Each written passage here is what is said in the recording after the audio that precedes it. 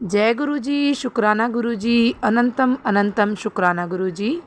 ओम नमः शिवाय, शिव जी सदा सहाय। ओम नमः शिवाय, गुरु जी सदा सहाय।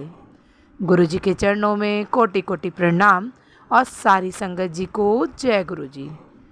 संगत जी, इस चैनल के माध्यम से आपको गुरु जी के प्यारे प्यारे सत्संग सुनाए जाएंगे और यदि आप भी अपना सत्संग दूसरे संगत जी के साथ शेयर करना चाहते हैं तो डिस्क्रिप्शन में दी गई ईमेल आईडी और व्हाट्सएप नंबर पर आप अपना सत्संग भेज सकते हैं। आपका सत्संग भी दूसरे संगत जी के साथ ज़रूर शेयर किया जाएगा।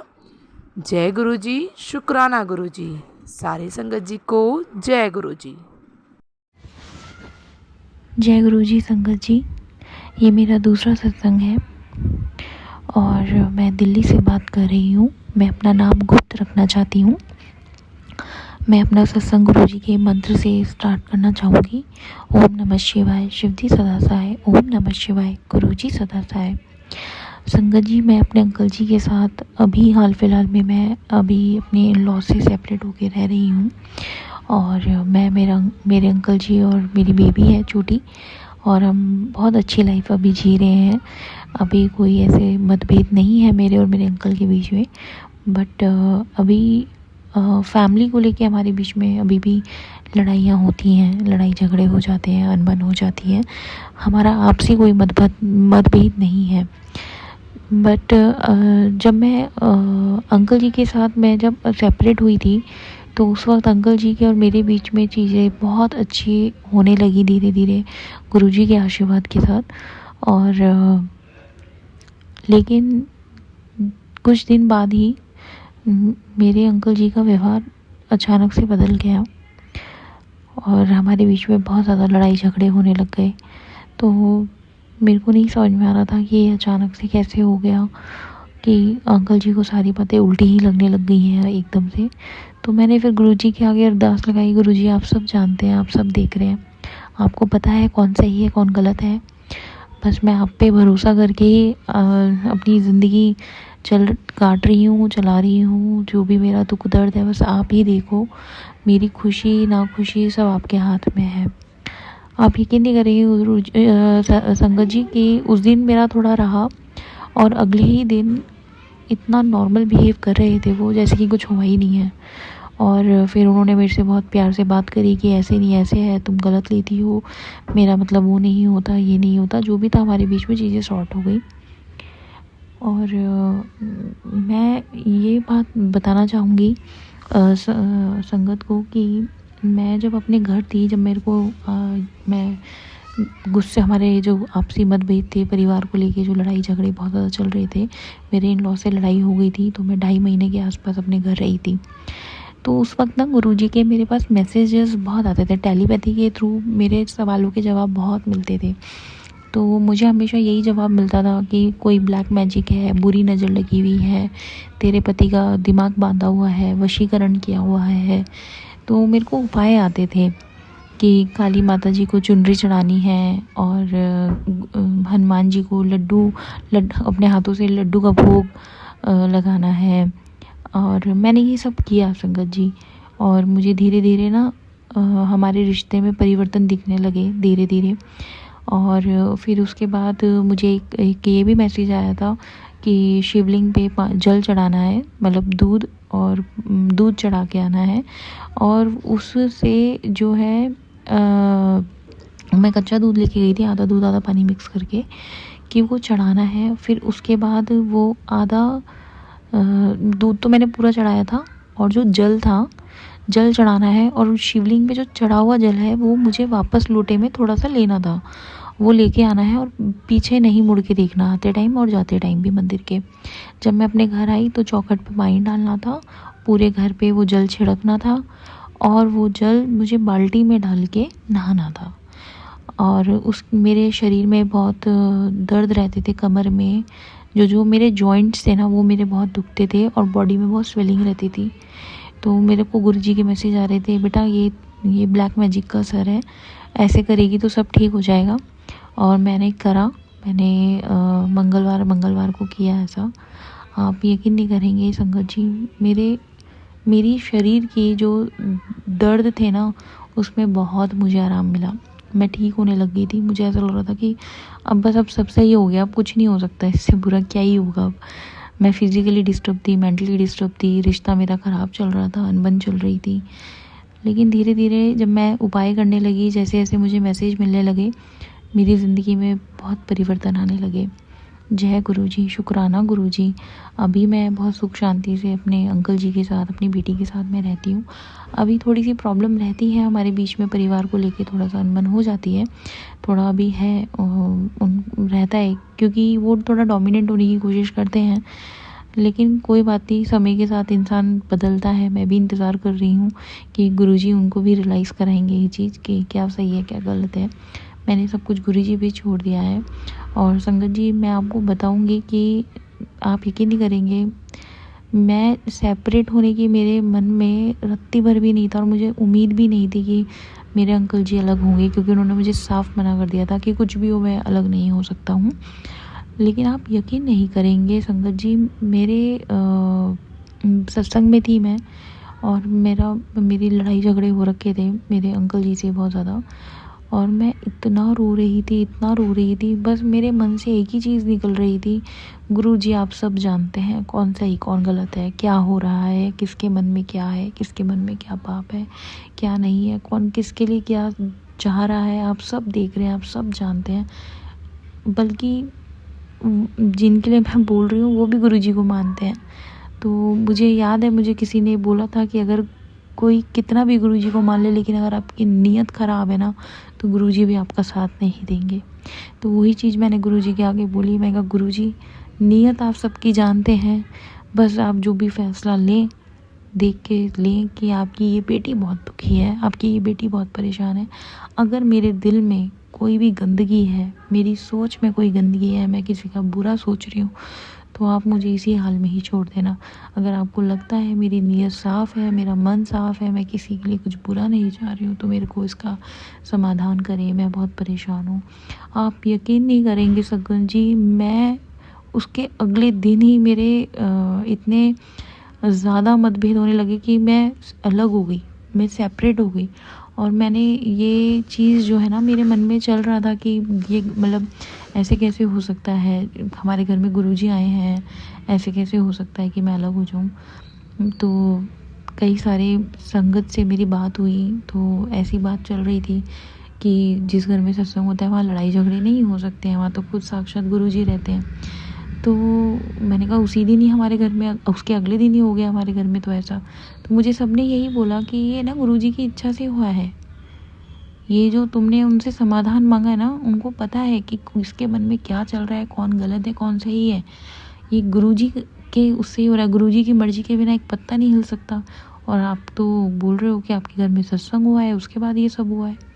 तो जय गुरुजी। और आप यकीन नहीं करेंगे संगत जी, मैं पहले से बहुत सुखी हूँ।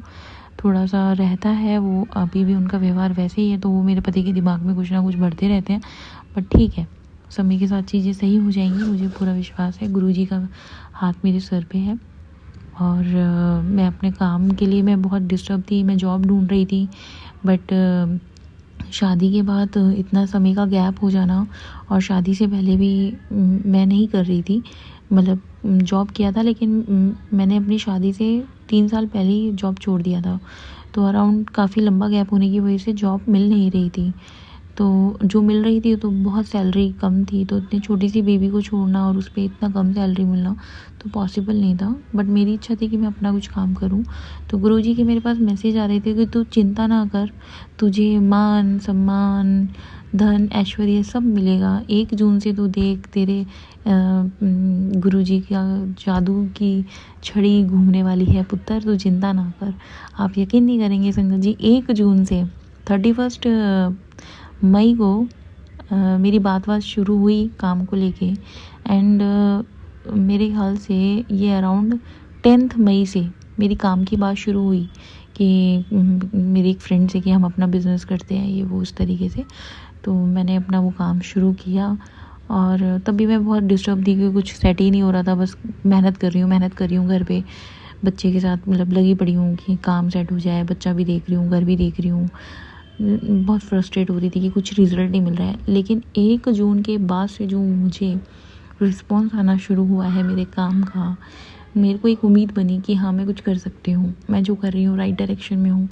जब भी मेरा दिल परेशान होता है, मन डगमगाता है, मैं हमेशा गुरुजी के स्वरूप के आगे हाथ जोड़ के यही बोलती हूँ, गुरुजी आप देख लो, भैया आपको पता है क्या सही है क्या गलत है। मेरे फादर नहीं है तो मैं गुरुजी को अपना गुरुपा मानती हूँ, तो मैं उनको हमेशा बोलती हूँ कि देख लो अगर पापा होते तो क्या होता, और अब मैं आप ही हूँ मेरे पापा, देख लो अब आपको कैसे संभालना है। मैं परेशान हूँ, क्योंकि ना मैं उनसे वैसे ही बात करती हूँ जैसे मैं अपने पापा से बात करती थी, और मेरी ना वो चीज़ें बहुत आराम से, मुझे ऐसा लगता है कि कोई है, क्योंकि अभी क्या है कि शादी के बाद आप हर किसी से बात नहीं कर सकते, अपने मन की बोल नहीं सकते हैं, डर लगता है कि कहीं उस चीज़ को कोई सामने वाला गलत तरीके से जज ना करे, और फिर लोग क्या है ना मजाक ही उड़ाते हैं अगर आप अपने घर की बात बाहर बताएं तो, और मम्मी को बोलो तो बेचारी परेशान होती है, अगर चीज़ें सॉर्ट होने के बाद बता दो तो वो कहते हैं चलो ठीक है अब तो सब सही है, ठीक है तुमने अकेले उस टाइम नहीं बताया लेकिन अब सही है, तो वो नॉर्मल हो जाता है।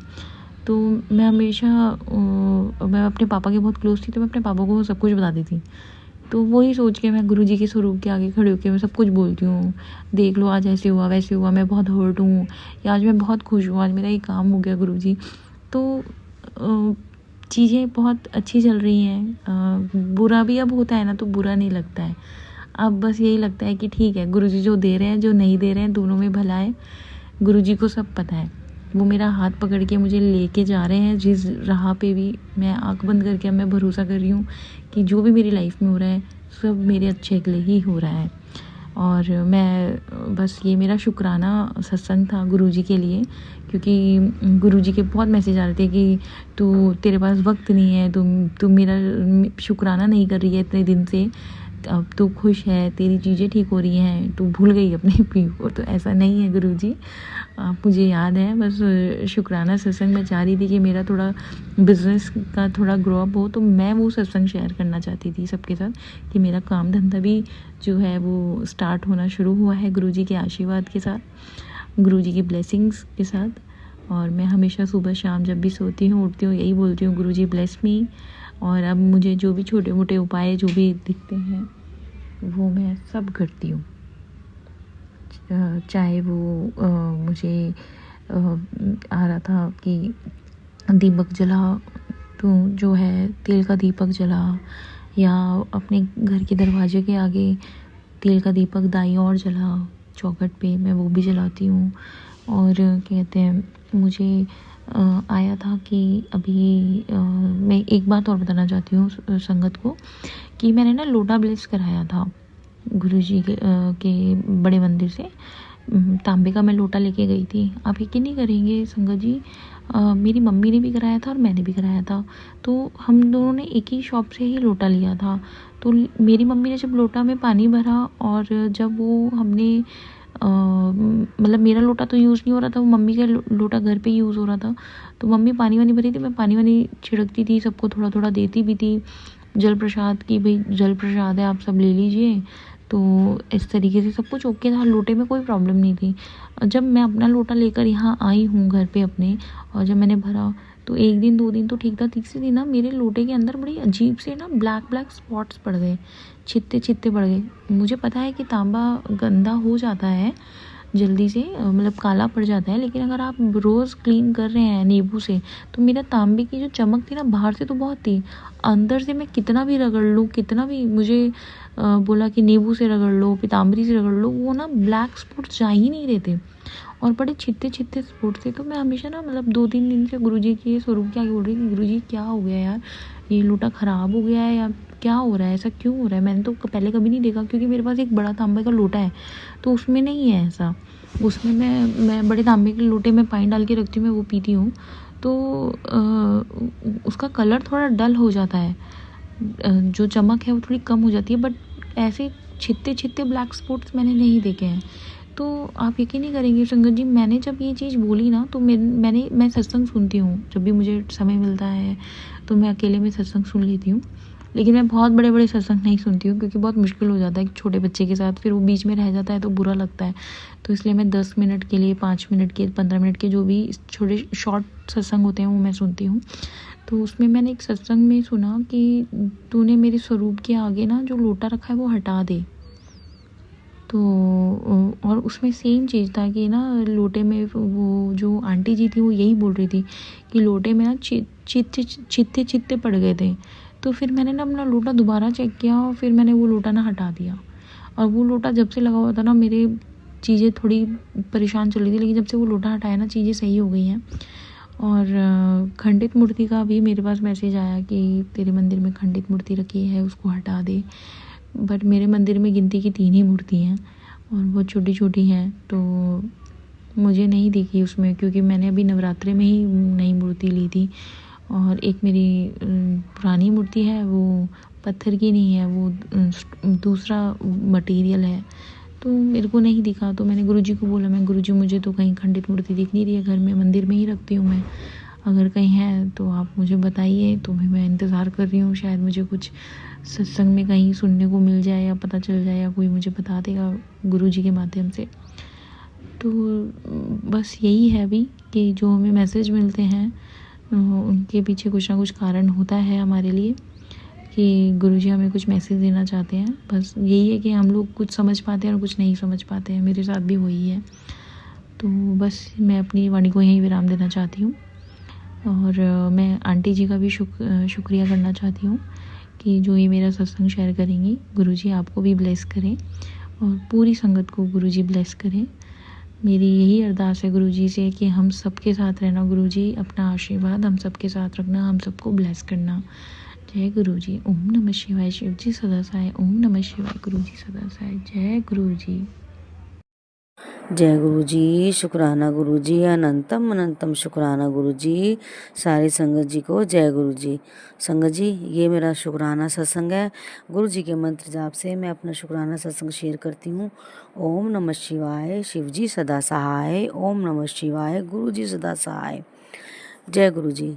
सारी संगत जी को जय गुरुजी। संगत जी, जब एक छोटा बच्चा चलना सीखता है तो कैसे उसकी माँ उसे चलना सिखाती है, उंगली पकड़ कर के मेरे बच्चा कहीं गिर ना जाए, कहीं उसे चोट ना लग जाए। संगत जी, ऐसे ही हमारे गुरुजी हमारे जीवन रूपी नैया को चलाने के लिए कैसे कैसे संगत जी हमें दर्शन देते हैं, कैसे संगत जी डीम दर्शन देते हैं, कैसे डीम दर्शन में संगत जी शायद वर्षा करते हैं और कैसे बटरफ्लाई के रूप में दर्शन देते हैं संगत जी। और कैसे एक चटनी का भोग लगाओ, गुरुजी मनपसंद चटनी का भोग लगाया तो संगत जी कैसे संगत जी गुरुजी ने कबूतर रूप में दर्शन दिए, और कैसे संगत जी एक चपाती के ऊपर ओम के दर्शन हुए। संगत जी किन किन दर्शन, किन किन ब्लेसिंग का, किन किन आशीर्वाद का संगत जी मैं गुरु जी का बखान करूं। संगत जी कैसे मुझे गुरु जी ने अपने कढ़ा प्रसाद में मुझे 7 नंबर की ब्लेसिंग दी। संगत जी 7 नंबर की ब्लेसिंग संगत जी मुझे गुरु जी ने दी अपनी। कैसे संगत जी मैं जब गुरु जी के बड़े मंदिर गई तो कैसे संगत जी गुरु जी ने बड़े मंदिर में मुझे रेड चोले में दर्शन दिए, एक बेटी के कहने पर। संगत जी एक झल्ली बेटी, एक बेटी के कहने पर संगत जी कैसे गुरुजी ने रेड चोले में दर्शन दिए, और कैसे संगत जी समाधि स्थल पर मुझे कॉपर कलर के रूप में दर्शन दिए। संगत जी इतनी प्यार और आशीर्वाद के मैं लायक नहीं, पर संगत जी गुरुजी ने पता नहीं मेरे ऐसे कौन से कर्मों की वजह से संगत जी गुरुजी ने मुझे इतनी ब्लेसिंग दी। लख लख बार शुक्राना गुरुजी, लख लख बार शुक्राना। जय गुरुजी। संगत जी, यदि सत्संग पसंद आया हो, सत्संग को लाइक करें, चैनल को सब्सक्राइब करें। सत्संग बोलने में कोई गलती हो गई हो तो कृपया क्षमा करें। और यदि आप भी अपना सत्संग दूसरे संगत जी के साथ शेयर करना चाहते हैं तो डिस्क्रिप्शन में ईमेल आईडी और व्हाट्सएप नंबर दिया गया है, जिस पे आप अपना सत्संग भेज सकते हैं। आपका सत्संग भी दूसरे संगत जी के साथ ज़रूर शेयर किया जाएगा। जय गुरुजी। शुक्राना गुरुजी। सारे संगत जी को जय गुरुजी।